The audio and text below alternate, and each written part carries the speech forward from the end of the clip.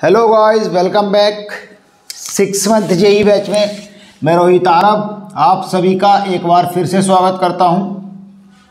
तो भैया, जैसा कि आपको पता है कि हमारा पावर सिस्टम चल रहा है और ये हमारे पावर सिस्टम की क्लास नंबर है 5।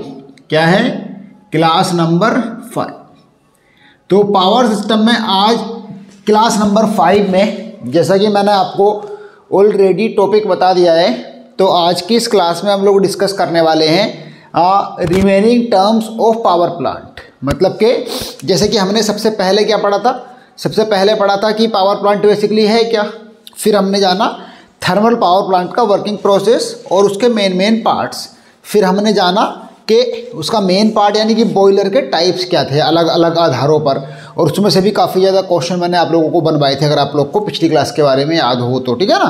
तो आज की इस क्लास में बचे हुए पार्ट्स, जैसे कि हमारा coal handling, ash handling, steam या फिर सुपर हीटर या फिर एयर प्री हीटर, इकोनोमाइज़र, इन सब का डिटेल स्टडी कराऊंगा और क्लास काफ़ी ज़्यादा इंपॉर्टेंट होने वाला है। तो चलिए जल्दी से बिना किसी देरी के टॉपिक लिख लेते हैं। और टॉपिक लिखने से पहले मैं आप लोगों से कहना चाहूँगा बच्चों, अपने इस 6 मंथ जेई बैच के साथ और भी स्टूडेंट्स को जोड़िए, ठीक है, ताकि सभी लोग बेनिफिट्स ले सकें। फीस मात्र 1000 रुपये, पूरी कोर्स की सिर्फ एक बार पे करनी पड़ेगी। ठीक है गाइस, चलिए फिर आज के टॉपिक्स को लिख लेता हूँ मैं कि आज जो हम लोग पढ़ने वाले हैं, सबसे पहले हम लोग आज पढ़ेंगे कोल हैंडलिंग को। किसको पढ़ेंगे? Coal handling. कोल हैंडलिंग का मतलब होता है कोयला,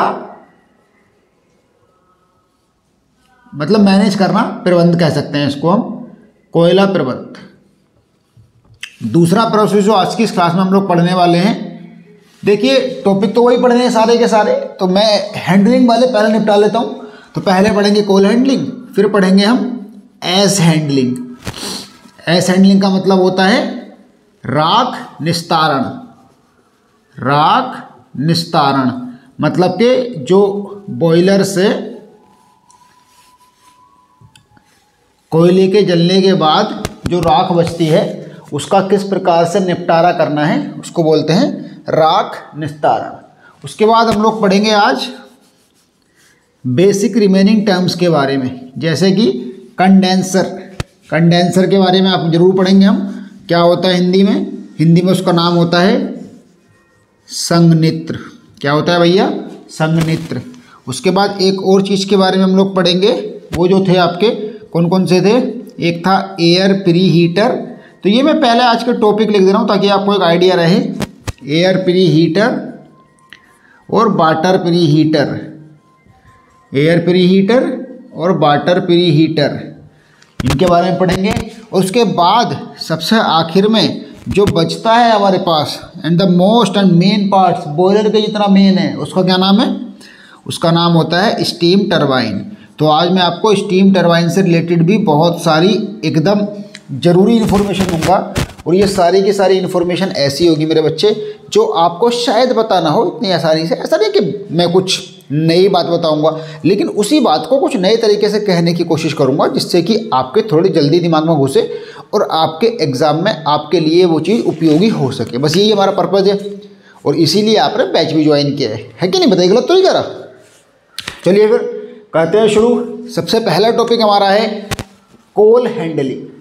तो अगर आपको याद हो, थर्मल पावर प्लांट पढ़ाते समय मैंने कोल हैंडलिंग के बारे में बताया था। मैंने आपको बताया था कि कोल हैंडलिंग प्रोसेस होता क्या है, या फिर इस कोल हैंडलिंग में हम लोग करते क्या क्या है। तो बताइए जरा जल्दी से, कोल हैंडलिंग में हम लोग क्या क्या करते हैं। जैसा कि आपको बताया गया था कि सबसे पहले कोयला आता है, स्टोर होता है, फिर कोयले की हैंडलिंग होती है। और कोयले की हैंडलिंग में भी मैंने बताया था कि इसमें प्रिपरेशन होती है, फिर कोयले को ढक कर रखते हैं या फिर स्टोर लगाते हैं, फिर क्रशर से कूटते हैं, उसको तोड़ते हैं, फिर और पतला पतला करते हैं, फिर उसको छोटे छोटे साइज़ के टुकड़े बनाते हैं, फिर उनको और भी पतला करके पीस लेते हैं। तो ये सब तो था प्रोसेस बस। तो फिर इसी प्रोसेस को थोड़ा सा इन डिटेल स्टडी करेंगे, इससे ज़्यादा अलग कुछ नहीं है। ऐसा कुछ नहीं कि बिल्कुल एकदम कोई नई बात हो। इन सबका एक आइडिया ऑलरेडी मैं आपको दे चुका हूँ। तो बच्चे ये याद रखना कि हम ये वाले टॉपिक पढ़ने वाले हैं, और मैं अब इन सबको मिटा रहा हूँ ताकि हम अपना मेन टॉपिक, जो कि सबसे पहला टॉपिक है आज का, कोल हैंडलिंग को शुरू कर सकें। चलिए शुरू कर रहे हैं कोल हैंडलिंग। देखिए कोल हैंडलिंग को अगर हमको सीखना है तो पूरी तरीके से एक ब्लॉक डायग्राम के थ्रू ज़्यादा आसानी से सीख सकते हैं। तो मैं आपको सबसे पहले वो ब्लॉक डायग्राम ही बना करके दिखाता हूँ जिसके थ्रू हम आसानी से कोल हैंडलिंग प्रोसेस को सीख सकते हैं। जैसे कि सबसे पहले देखिए कोयला जब आएगा तो सबसे पहले क्या होगा, सबसे पहले होगा कोल की डिलीवरी। सबसे पहले क्या होगा, सबसे पहले होगा कोल डिलीवरी। गलत तो नहीं जा रहे? जब कोयला आएगा अलग अलग डिफरेंट माध्यम से कोयला आता है। जैसे कि आपका कोयला आता है रेल से, कोयला आता है शिप से, कोयला आता है रोड से। तो डिफरेंट टाइप से कोयला आ सकता है। बस मेरा कहना यह है कि जब कोयला आएगा तो सबसे पहले क्या होगा, सबसे पहले तो कोयले की डिलीवरी होगी। कोल डिलीवरी सबसे पहला प्रोसेस है कोल हैंडलिंग का। उसके बाद जब कोयले की डिलीवरी हो गई तो उसके बाद हमको करना पड़ेगा उसको अनलोड। तो दूसरा सेक्शन आता है हमारे पास कोल अनलोडिंग। दूसरा सेक्शन क्या आता है, दूसरा सेक्शन आता है कोल अनलोडिंग। देखिए सबसे पहले कोयला आया फिर उसकी डिलीवरी की, मतलब कोयले की डिलीवरी हुई हमारे पास। जब कोयले की डिलीवरी हो गई तो अब हम उसको अनलोड भी तो करेंगे। इसमें ट्रक के ट्रक में भर जाने देंगे या फिर ट्रेन आई है तो उस ट्रेन में ऐसे ही भरा रहने देंगे, उसका कुछ अनलोडिंग प्रोसेस भी तो होता होगा। तो बस दूसरा है कोल अनलोडिंग, क्लियर। उसके बाद जब कोल हमारा अनलोड हो जाएगा तो जो कोयला हमारा आता है वो काफ़ी ज़्यादा बड़े बड़े टुकड़ों में होता है, क्योंकि छोटा छोटा नहीं। मतलब जैसा कि मैंने बता रखा है कि थर्मल पावर प्लांट में जो कोयला यूज़ किया जाता है, जिस फॉर्म में कोयला यूज़ किया जाता है वो पल्वराइज्ड कोल होता है। पल्वराइज मतलब चूर्णित कोल रहता है, मतलब बहुत ही ज़्यादा महीन पतला पतला। लेकिन इतना पतला तो आता नहीं, आता है काफ़ी मोटा मोटा। तो उसको मोटे को थोड़े छोटे छोटे साइज बनाए जाते हैं और उसको बोला जाता है प्रिपरेशन, मतलब कोल प्रिपरेशन। इसको हिंदी में कहें तो कोयला तैयारी। तो इसको बोलते हैं कोयले की प्रिपरेशन करना, मतलब तो कोयले को यूज़ के लिए तैयार करना होता है। ठीक, जब कोयला तैयार हो जाता है तो उसके बाद हम करते हैं इसका ट्रांसफ़र, मतलब कोल ट्रांसफ़र। अभी देखिए एक एक करके हर चीज़ को समझते हुए चलिएगा। वैसे तो मैं दोबारा बताऊंगा एक बार सारे ब्लॉक डायग्राम बनाने के बाद, फिर भी और एक और डायग्राम बना कर समझा दूंगा, कोई ऐसा इशू नहीं। बस मैं चाह रहा हूँ कि आप एक ही बार में चीज़ों से रिलेट करते चले जाएं। तो पूरा प्रोसेस क्या है कि सबसे पहले तो कोल डिलीवरी हुई, फिर हमने कोयले को उतारा, अनलोडिंग किया, गाड़ियों में से उतारा। ये जो कोल डिलीवरी होती है ये तो आती है आपकी, कोल डिलीवरी जो होती है ये होती है ट्रेन से या फिर शिप से या फिर ट्रक। ठीक, जो अनलोडिंग होती है वो आपकी क्रेन से हो सकती है या फिर मैन पावर से हो सकती है। मतलब क्रेन से भी हम अनलोडिंग कर सकते हैं और मैन पावर से भी अनलोडिंग कर सकते हैं। प्रिपरेशन जो होती है तो इसमें आपके क्लिंकर लगे होते हैं और क्रशर लगे होते हैं।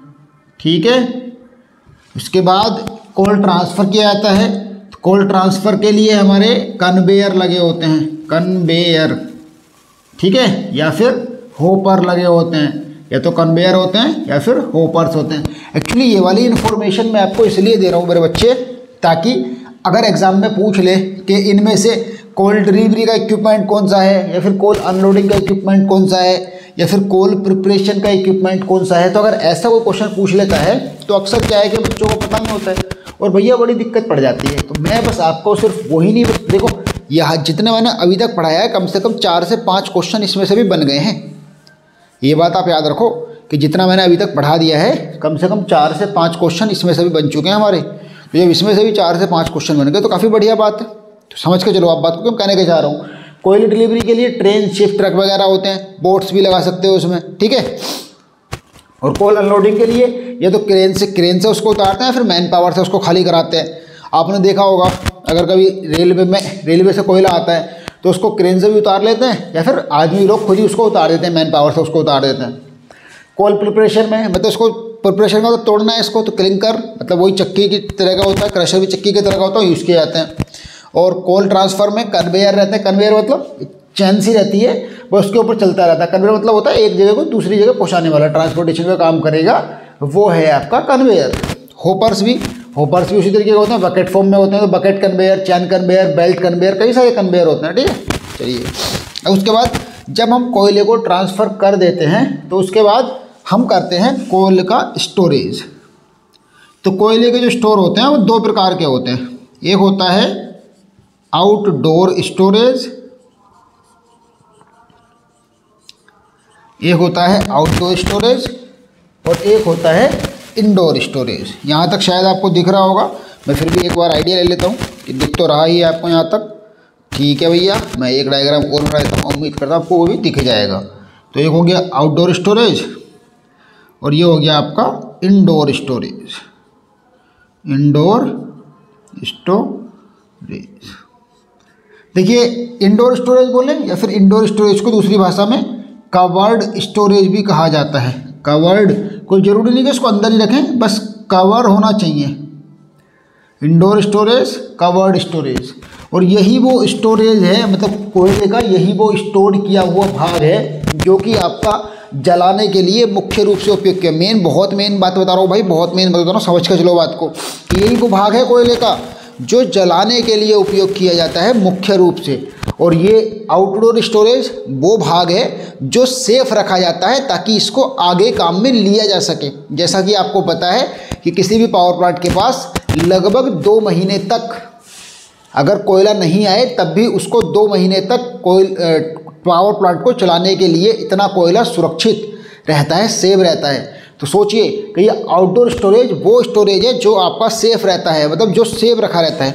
और इंडोर स्टोरेज या कवर्ड स्टोरेज वो स्टोरेज होता है जो कोयला आपका रियल टाइम में वर्किंग में चल रहा होता है। तो इसी तरीके से इसके आधार पर इन आउटडोर स्टोरेज और इंडोर स्टोरेज का एक और नाम दिया गया है और ये एग्जाम में पूछे जाने की बहुत ज़्यादा उम्मीद रहती है। आउटडोर स्टोरेज को कहते हैं भैया डेड स्टोरेज। क्या कहते हैं? Dead storage. डेड मतलब मृत, स्टोरेज मतलब संग्रहण। तो मृत संग्रहण वो आपका हो जाएगा आउटडोर स्टोरेज। और कवर्ड स्टोरेज को बोलते हैं लाइव स्टोरेज। लाइव का मतलब होता है जीवित या फिर ऑन वर्किंग में चलने वाली कोई चीज़, उसको कहा जाता है लाइव। जैसे कि क्लास अगर लाइव हो रही है तो रियल टाइम में चल रही है, और अगर रिकॉर्डेड है तो पहले से डाली हुई है। ठीक है, इस तरीके से रहता है ना।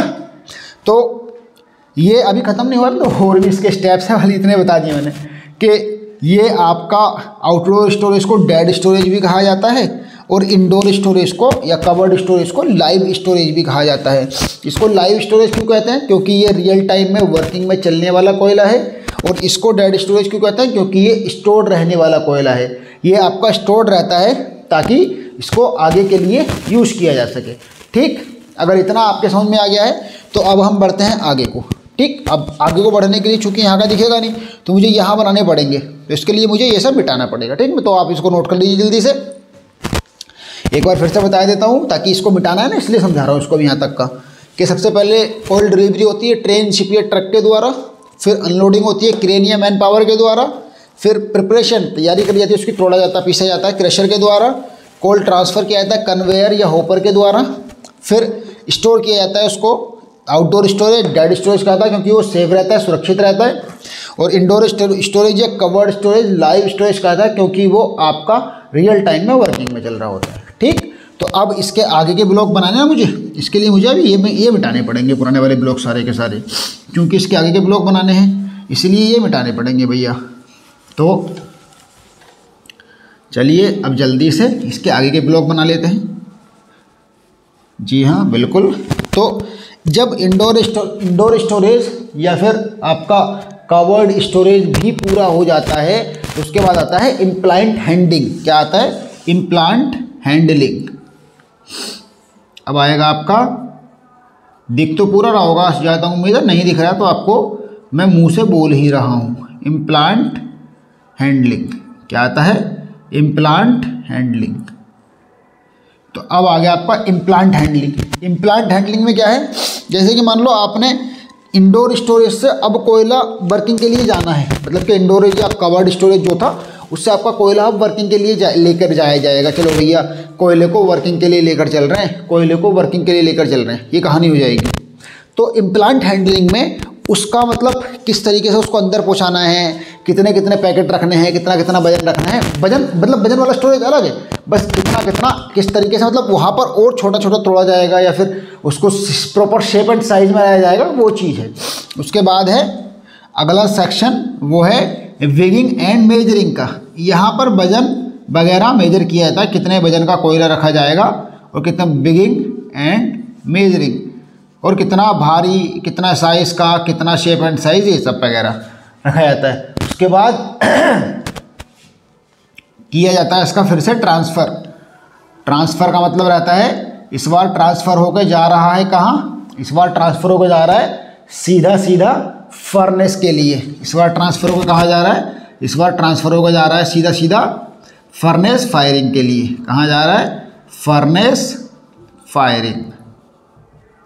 बस ये पूरा प्रोसेस था भैया, ये आपका कोल हैंडलिंग का पूरा प्रोसेस मैंने आपको समझाया। फिर से एक बार समझेंगे, जल्दी से नोट कर लीजिए।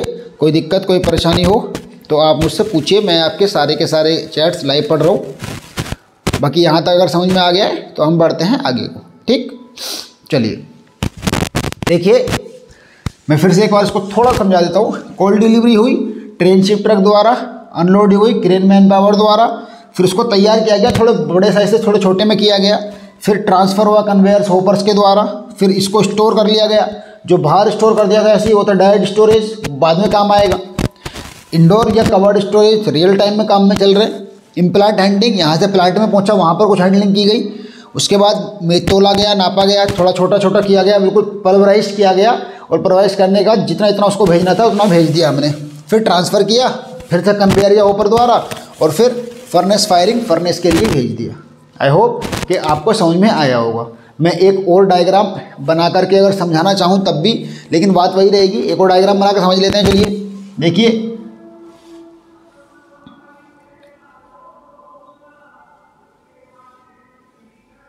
सबसे पहले जो कोयला आता है वो यहाँ से आएगा, तो ये जो होगा ये आपका इस वाले पार्ट को हम कह सकते हैं स्टोरेज, इस वाले पार्ट को हम कह सकते हैं स्टोरेज वाला सेक्शन। और ये आपके हो गए कन्वेयर या होपर, यानी कि ट्रांसफ़र वाले पार्ट आ गए, कन्वेयर या फिर होपर, कन्वेयर या होपर, ओवरऑल इसको ट्रांसफ़र कह सकते हैं हम। ये ट्रांसफ़र वाला पार्ट है, ठीक। उसके बाद ये ट्रांसफ़र होकर कहाँ जाता है, ट्रांसफ़र होकर जाता है ये क्रशर में, क्रशर में जाता है। क्रशर में जाने के बाद फिर ये जाता है वेट के लिए, तो ये जो मशीन है वो आपकी ऑटोमेटिक वेट को मेजर करती रहती है। उसके बाद जाता है ये फिर से ट्रांसफ़र सेक्शन के लिए, और फिर ट्रांसफ़र सेक्शन के लिए फिर जाता है सीधा ये इधर फर्नेस फायरिंग के लिए। क्या जाता है, बॉयलर फर्नेस के लिए। कहाँ जाता है भैया, बॉयलर फर्नेस के लिए। ये पूरा प्रोसेस है। फिर से इसको थोड़ा लिख देता हूँ। ये है हमारा क्रशर, ये है ट्रांसफ़र, सॉरी ये ट्रांसफ़र टावर नहीं था, ये था आपका ऑटोमेटिक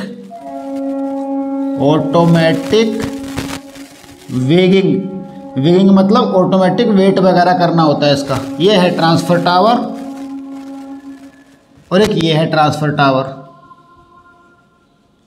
देखो यही चीज़ लिखी है जो मैंने वहाँ पर लिखी थी, बस थोड़ी सी छोटी करके लिख दी है। देखो एक तो ट्रांसफ़र यहाँ पर इसका ये हो रहा था, और एक ट्रांसफ़र इसका यहाँ पर ये हो रहा है। वही वाली कहानी है कि ऊपर की तीनों चीज़ें यहाँ तक समझा दी। उसके बाद ये ट्रांसफ़र हुआ कन्वेयर या ऊपर द्वारा, फिर क्रशर में गया, क्रशर से तोड़ा गया, फिर इसका मेजर किया गया, छोटे छोटे टुकड़े किए गए, फिर ट्रांसफ़र टावर द्वारा दूसरा वाला ट्रांसफ़र, फिर फर्नेस फायरिंग के लिए भेज दिया गया। ये आपका बॉयलर फर्नेस फायरिंग है, फर्नेस फायरिंग। अभी मैं उम्मीद करता हूँ कि आपको पूरा समझ में आ गया होगा कि ये भैया है क्या फंडा। जहाँ तक मुझे उम्मीद है अब आपको ये पूरा समझ में आ गया होगा। ठीक, ऐसे ही कह सकते हैं कि नहीं कह सकते इस बात को।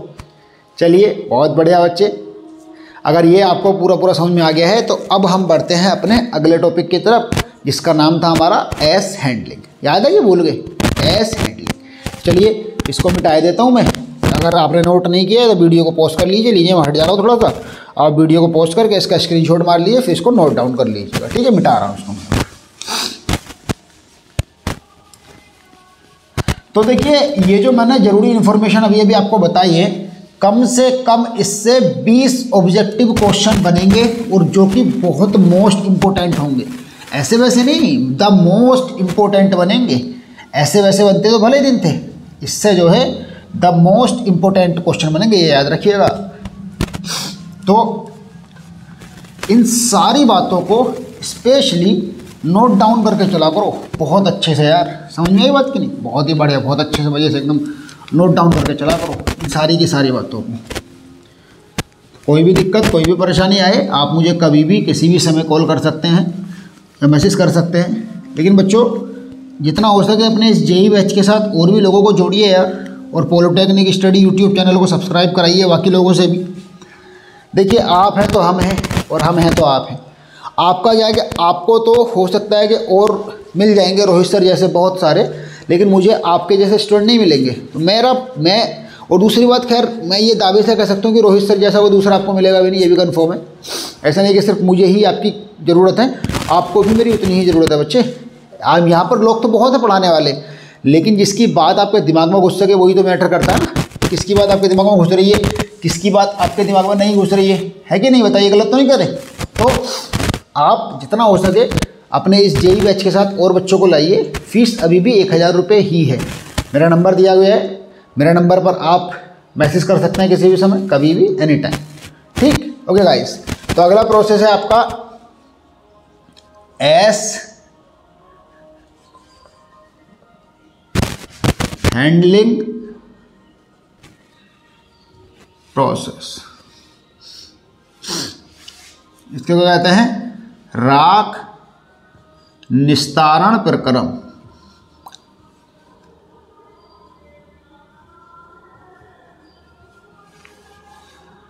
राख निस्तारण प्रक्रम में करते क्या हम लोग कि जो राख, जैसे बॉयलर में कोयला जला, तो बॉयलर में कोयला जलने के बाद आपकी जो राख बची है, उस राख को हम लोग वो करते हैं, क्या करते हैं, किस तरीके से हैंडल किया जाता है। मैं यहाँ पर अपना नंबर लिख दे रहा हूँ ताकि आप किसी भी बच्चे को दे सकें। ठीक है,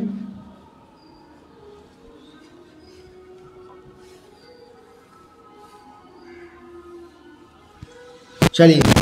तो देखिए, जैसा कि आपको basics of thermal power plant में मैंने बताया था कि राख निस्तारण क्या होता है। कि राख निस्तारण एक ऐसा प्रोसेस है जिसमें कि मान लो कि हम फर्नेस में, जब अभी हमने फर्नेस में यहाँ पर ले जाकर के कोयला जलाया था, तो कोयला जलने के बाद उससे जो हीट निकली, तो कुछ जो गैसेस थी वो तो वेस्ट हो गई एनवायरनमेंट में, लेकिन कुछ तो उसका वेस्ट सॉलिड के रूप में, तो कुछ तो उसका वेस्ट लाइफ भी बचेगा ना हमारे पास।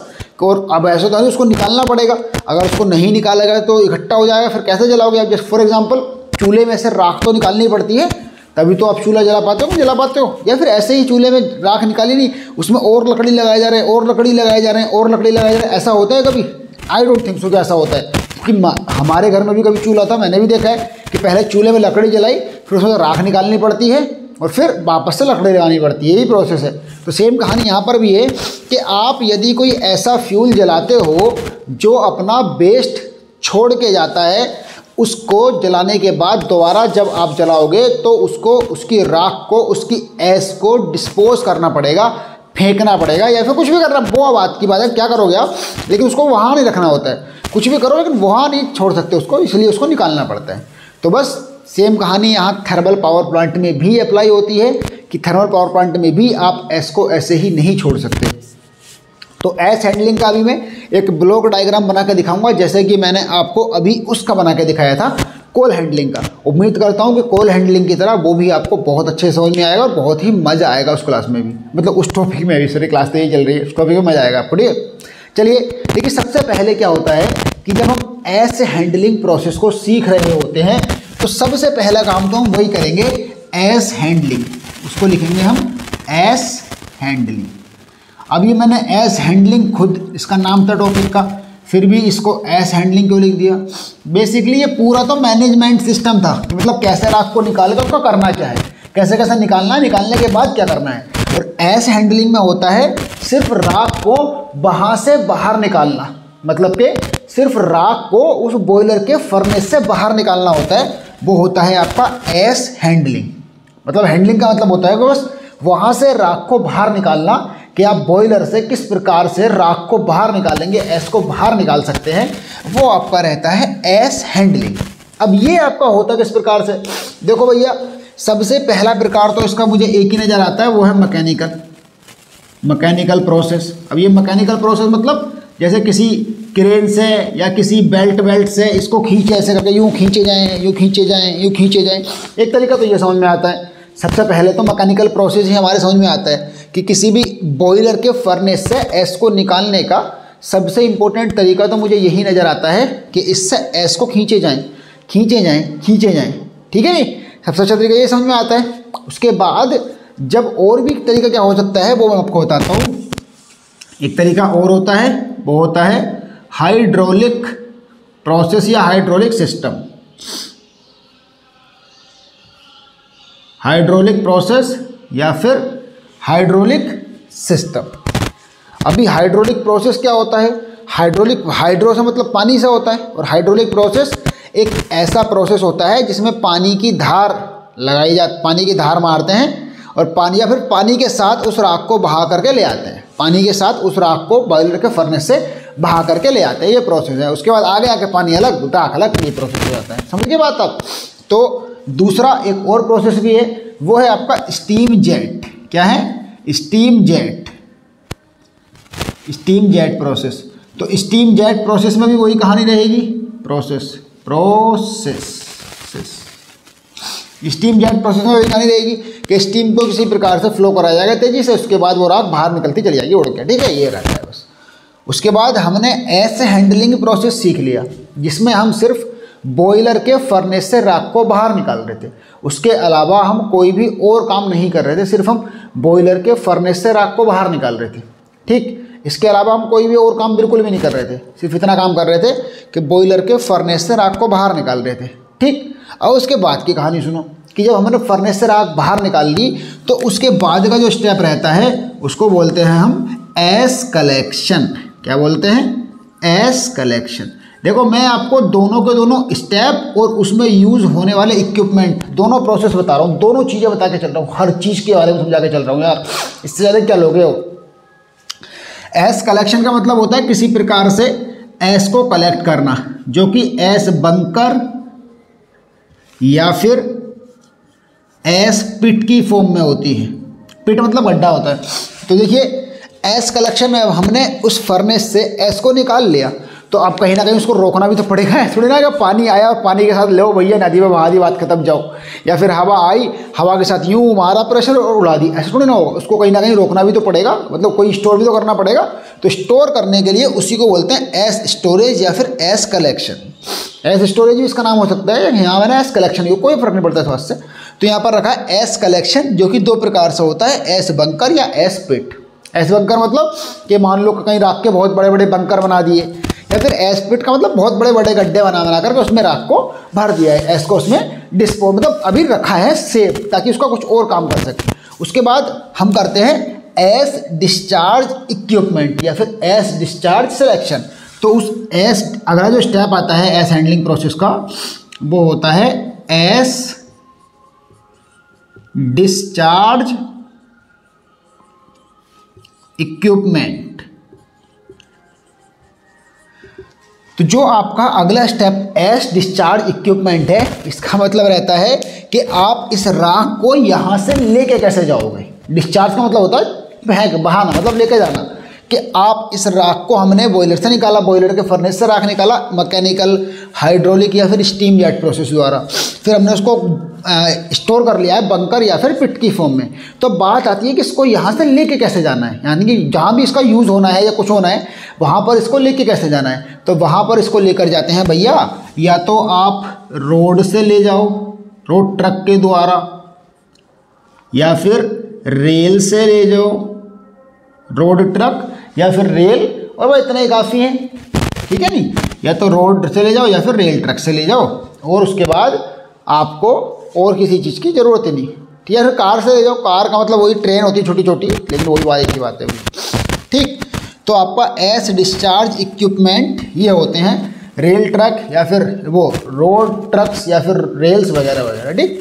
उसके बाद की बात आती है कि जब अब ये एस यहाँ से डिस्चार्ज भी हो गई, मतलब यहाँ से निकल भी गई, तो इसका यूज़ कहाँ होता है और वो होता है वो जो आपका ब्लॉक है उसको बोलते हैं final S disposal. Final S disposal ये होता है फाइनल एस डिस्पोजल। मतलब कि अब एस जो यहाँ से निकल कर चली गई है, अब उसको पूरी तरीके से डिस्पोज किया जाएगा, पूरी तरीके से कहीं ना कहीं यूज़ किया जाएगा, मतलब ख़त्म किया जाएगा। और इसको जो यूज़ करते हैं वो मुख्य रूप से यूज़ किया जाता है रोड कंस्ट्रक्शंस वगैरह के लिए, फॉर रोड कंस्ट्रक्शन, या फिर आपका और भी बहुत सारी चीज़ें होती है। जैसे कि देखिए जहाँ पर भी आपको एक वर्ड सुना होगा आपने, आप अगर गांव वाले एरिया से बिलोंग करते हैं तो भराव।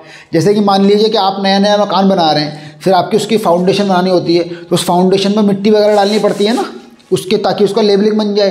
तो उस मिट्टी की जगह राख यानी कि ये एस वगैरह भी डाली जा सकती हैं। वैसे ही जब हम कोई सड़क बनाते हैं तो वहाँ पर भी तो मिट्टी डालनी पड़ती है ना, तो उस मिट्टी की जगह ये एस डाली जा सकती है, डाली जाती है, बेसिकली डाली जा सकती है। तो ये इसका वहाँ पर भी यूज़ किया जाता है। तो ये हमारा था पूरा एस हैंडलिंग प्रोसेस 1 2 3 4 4 स्टेप में पूरा होता है। भले देखा जाए तो खैर इसके खुद के 3 स्टेप है, इसके 2, इसके 2 3, इसके 2 3, ऐसे करके तो काफ़ी स्टेप बन जाएंगे, लेकिन बता रहा हूँ कि ये मेनली 4 स्टेप होते हैं एस हैंडलिंग प्रोसेस के। जल्दी से इसका स्क्रीनशॉट मार लो और फिर इस सब को नोट डाउन कर लेना अच्छे से, कुछ भी छूट ना जाए, ठीक है भैया। चलिए देखिए मैं बताता हूँ आपको एक बात फिर से कि जो एस हैंडलिंग प्रोसेस था इसको जल्दी से एक बार मुश्किल से 1 मिनट के भीतर कैसे समझ लेते हैं। और आज की क्लास में बस इतना ही रहने देंगे, ठीक है ना, मतलब काफ़ी बड़ा क्लास हो जाएगा, वरना बचे हुए होते कंडेंसर वाला, एयर प्रीहीटर, इकोनोमाइज़र और स्टीम टरबाइन नेक्स्ट क्लास में डिस्कस करेंगे हम, यानी कि रात को आज। तो एस हैंडलिंग प्रोसेस मतलब जब हम बॉयलर से कोयला जलाया है तो उसकी जो राख बची है उसको किस प्रकार से ठिकाने लगाना है, सीधी सी बात है, ठिकाने लगाना है। हमने कोयले का मर्डर कर दिया है, कोयले का मर्डर करने के बाद उसकी बॉडी को, जो बचा हुआ बॉडी है उसका, मरी हुई बॉडी, उसको ठिकाने लगाना है। कैसे लगाएंगे? सबसे पहले तो उसको निकालेंगे बाहर, जो राख बची है उसको बॉयलर के फर्नेस से बाहर निकाला जाएगा। उसके मैकेनिकल प्रोसेस, हाइड्रोलिक प्रोसेस या स्टीम जेट प्रोसेस है। मैकेनिकल मतलब हाथ से बाहर निकालना, हाइड्रोलिक मतलब पानी के साथ बाहर निकालना, स्टीम जेट स्टीम की प्रवाह से बाहर निकालना। जब बाहर निकल जाएगी तो उसको कलेक्ट करेंगे, स्टोर करेंगे, स्टोरेज बनाएंगे उसका। तो वो एस बंकर के फॉर्म में हो सकता है, एस पिट की फॉर्म में हो सकता है, मतलब बंकर बना सकते हैं या फिर गड्ढों में भर सकते हैं। फिर आएंगे हम एस डिस्चार्ज इक्विपमेंट। अब जब ये एस राख हमारी बाहर निकल गई तो इसको पावर प्लांट के बाहर कैसे निकालना है, तो वो आपके रेल ट्रक से निकाल देंगे या फिर रोड ट्रक से निकाल देंगे या फिर रेल से निकाल देंगे। अब जब बाहर निकल गई तो इसका यूज़ क्या करें? इसका यूज़ होता है भैया फाइनल एस डिस्पोजल वाले सेक्शन में, और वो होता है रोड कंस्ट्रक्शंस वगैरह वगैरह के लिए। मैं पूरी उम्मीद करता हूँ कि आपको बहुत अच्छे से सब क्लास समझ में आई होगी भाई। अगर कोई भी दिक्कत, कोई भी परेशानी लगी तो आप मुझसे फिर से पूछिएगा। लेकिन भैया ये अपना आपका प्यारा 6 मंथ जेई बैच है, इसको जितना हो सके शेयर करिए बच्चों के साथ। ये मेरा नंबर है, आप इस नंबर पर 8958617732 एनी टाइम कोई भी इन्फॉर्मेशन ले सकते हैं, किसी भी प्रकार की कोई भी जानकारी हो तो आप इस नंबर पर किसी भी समय ले सकते हैं, ठीक है गाइस। उम्मीद करता हूँ कि आप सभी सकुशल मंगल होंगे और अच्छे से पढ़ाई कर रहे होंगे, और पढ़ाई करते रहिए। जैसे ही अभी एग्ज़ाम आएगा, अभी जनवरी में एग्ज़ाम नहीं होगा, एग्ज़ाम आगे निकल जाएगा फरवरी या मार्च के आसपास, ठीक है। तो तभी हम लोग मिलेंगे तो हम लोग रात को ही, मतलब एग्ज़ाम की तैयारी करिए अच्छे से। और अब मैं जल्दी ही पेपर्स भी सोल्व कराऊंगा प्रीवियस ईयर्स के, ठीक है। लेकिन वो आप छोड़िए वो सब बातें, जितना हो सके अपने भाइयों, अपने बहनों को, अपने दोस्तों को इस जेई बैच के साथ जोड़िए। फीस मात्र 1000 रुपये अभी भी। मिलते हैं आप लोगों से शाम की क्लास में, जिसमें हम पढ़ेंगे कंडेंसर पढ़ेंगे, इकोनोमाइज़र पढ़ेंगे, वाटर प्रीहीटर, एयर प्रीहीटर और steam turbine, the most important part of thermal power plant. Okay guys, thank you so much, thank you. और जितना हो सके भैया बैच को शेयर करो सभी बच्चों के साथ, बहुत अच्छा लगता है जितने ज़्यादा बच्चे जुड़ते हैं हमारे साथ। धन्यवाद।